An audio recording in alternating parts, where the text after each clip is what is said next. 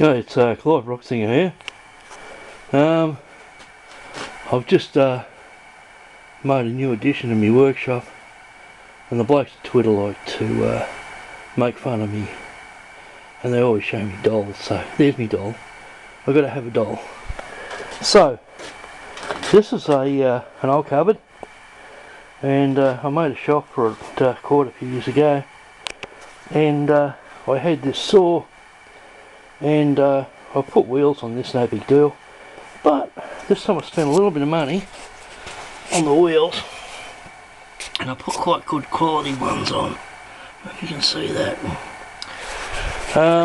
And tech screwed the base on, and did all the right things. I'm just trying to find where's the packet?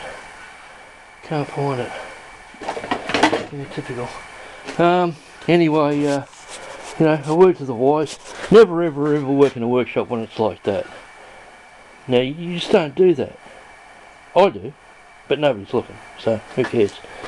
But this particular thing is damaged. I don't think I can pull it up.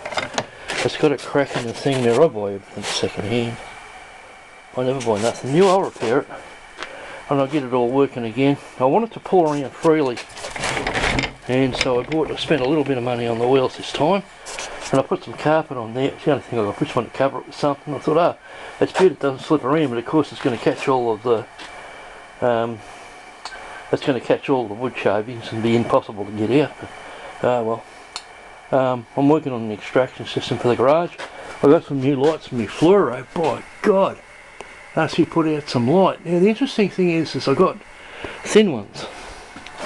And with the old style lights, they phased out from all of those tubes, and they used to sell slightly longer ones, and they used to stretch those sockets out, and now they've gone back to the standard size again.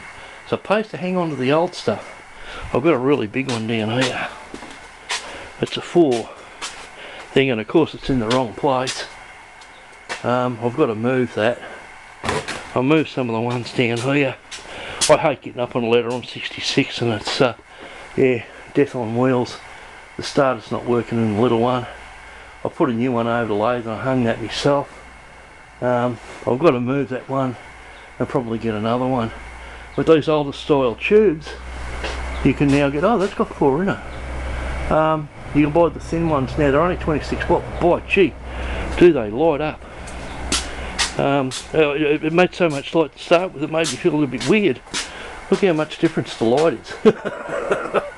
Really light to join up. And one thing that was a trick that I never used to do, put brand new starters in when you put the tubes in. Now, people have got a lot of money do that ordinarily, but I don't. I used to save money, I'd say never, but gee, the starters work alright. And of course, 3 months down the track, the starters blow it and you think it's a tube. So, yeah, you learn all these things, don't you? The man about town, of course, has got to have a radio with a television in it. I've got that. I haven't got a lead. Can't find a lead. Would you believe it?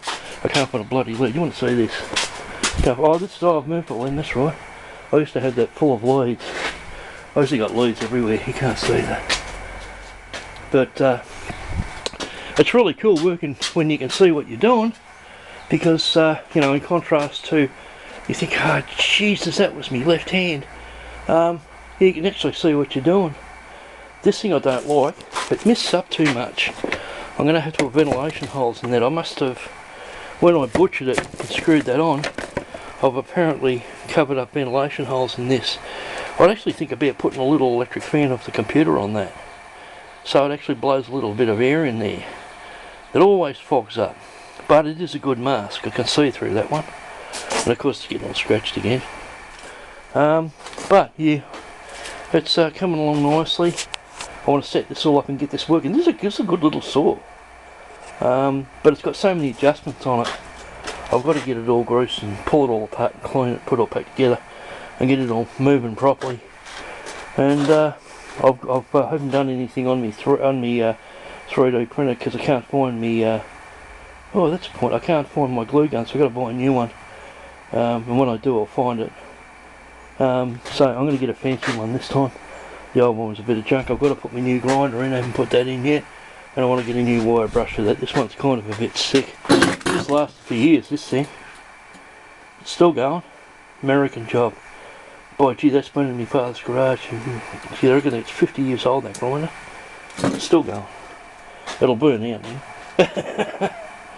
Oh, just point of reference. So these things, that's one of these expensive ceramic heaters. Don't buy them this shit. I couldn't get the place. I could never work out the controls on it. And what it was doing was blowing bloody cold air. It's wasting your money, blowing bloody cold air and mixing the air trying to get the right temperature. I thought, what a bloody waste of money. It's burning up flaming power, blowing cold air, cooling the hot air down. I just turned the friggin' heater off. I like the ones you just plug in for $7. And it goes flat knacker, and when you get hot, just turn it off. That's how I usually do it. This is one of these air control things. It cost me a huge amount of money because it was doubling up on the power, because it was, you know, blowing cool and I couldn't get it hot. And every time you went to reprogram it, I couldn't figure it out. You couldn't get it to do what you wanted to do, and I'd go back and reset it yourself, and it wouldn't. It kept cutting off at bloody 29 degrees or something. But you don't buy one of them this shit. Just buy the cheap ones for $7 when it burns out. Right? Buy another one. The best ones are the oil heaters. They're great because you can chuck clothes on them to dry clothes out, which I did the other day. The ones the cheap ones from the supermarket, they're right okay, but you wouldn't go drying clothes on them. But yeah, workshop's coming along nicely. I've got to get this going. I've got another one over here for my wood. That's my metal saw, and I've got that on a new trolley too. And I'm going to grease the wheels on that and give it a bit of an overhaul and a paint. But she's coming along, yeah, and I can now see, which is wonderful. I'm not one-handed. I actually see what I'm goddamn doing. So boys and girls, never ever work on your workshops like that. Just for future reference. But then again, you're not me, are you? Clive Rocksinger, over and out.